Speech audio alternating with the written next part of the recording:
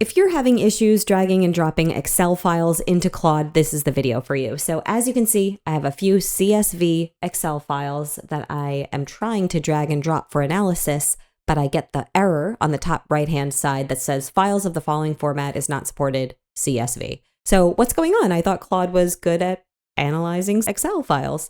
Well, it turns out I need to turn on a setting for that, and that can be found on the bottom left-hand side. If you click your name and then settings, and then go down to capabilities under the experimental section, and this is October 2025, so things may change in the future, but for now, we need to turn that on.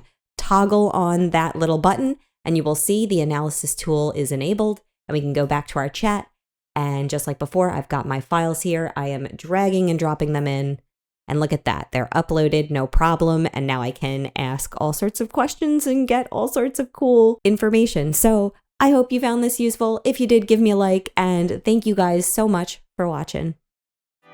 If you want to support me and see what I've been working on, check out my Explainer video channel.